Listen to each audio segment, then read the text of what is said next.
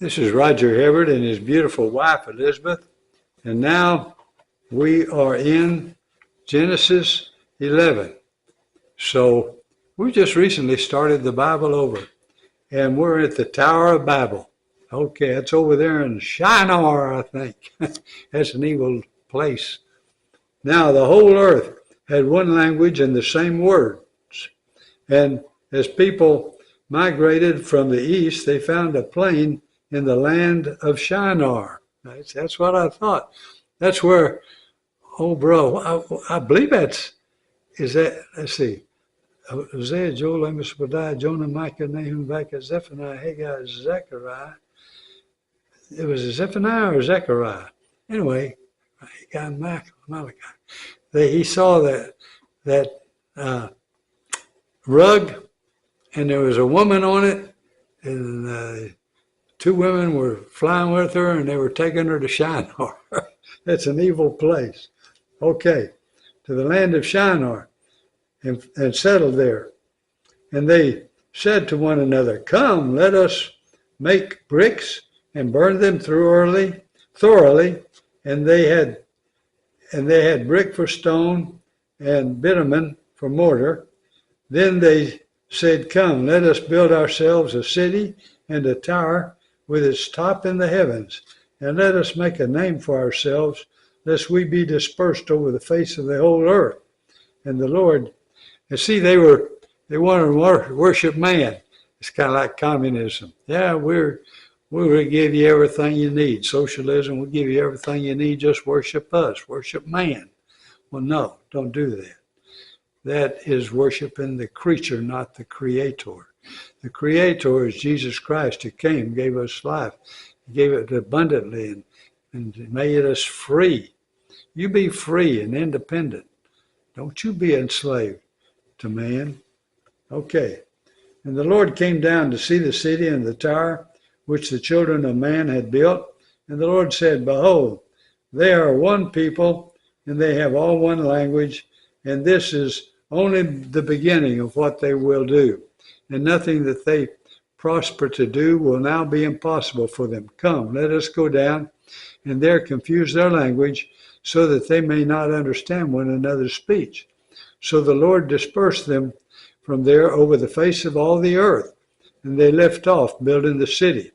Therefore its name was called Babel, because there the Lord confused the language of the people of the earth. And there the Lord dispersed them over the face of all the earth. These are the generations of Shem. When Shem was 100 years old, he fathered Arphaxad, 2 years after the flood. And Shem lived after he fathered Arphaxad. I think that's about as good as I can do it. Arphaxad. That's not too far off. After he fathered Arphaxad 500 years, and had other sons and daughters. And when Arphaxad had lived 35 years, he fathered Shelah. And Arphaxad lived after he fathered Shelah 403 years, and had other sons and daughters. When Shelah had lived 30 years, he fathered Eber. And Shelah lived after he fathered Eber 403, and had other sons and daughters. And when Heber had lived 34 years, he fathered Peleg. And Eber lived after he fathered Peleg 430 years, and had other sons and daughters. And when Peleg had lived 30 years, he fathered Ru. And Peleg lived after he fathered Ru 209 years, and had other sons and daughters. So he lived half as long as his father. And when Ru had lived 32 years, he fathered Saru. And Ru lived after he fathered Saru 207 years, and had other sons and daughters. And when Serug had lived 30 years, he fathered Nahor.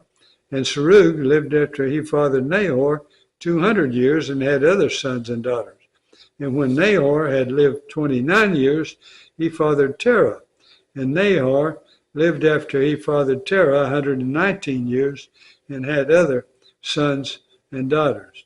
And when Terah had lived 70 years, he fathered Abraham, Nahor, and Haran.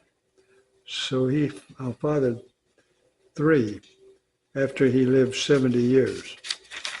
And Terah, so now these are the generations of Terah. Terah fathered Abram, Nahor, and Haran. And Haran fathered Lot. And Haran died in the presence of his father Terah, in the land of his kindred, in Ur of the Chaldeans. And Abram and Nahor took wives. The name of Abram's wife was Sarah, and the name of Nahor's wife, Milcah, the daughter of Haran, the father of Milcah and Iscah. So Haran died early. Haran died in the presence of his father Terah in the land of but Haran, and Abraham and Nahor took wives. The name of Abraham's wife Sarah was the name of Milcah, the daughter of Haran. So Milcah, before he died, had a daughter, Milcah, the father of Milcah. So Milcah, the daughter of Haran, the father of Milcah and Iscah. Okay. Now Sarah was barren. She had no child. Terah took Abram, his son, and Lot, the son of Haran, his grandson, and Sarah, his daughter-in-law, his son Abram's wife, and they went forth together from Ur of the Chaldeans to go into the land of Canaan. But when they came to Haran, they settled there. The days of Terah were 205 years, and Terah died in Haran. Well, that's interesting.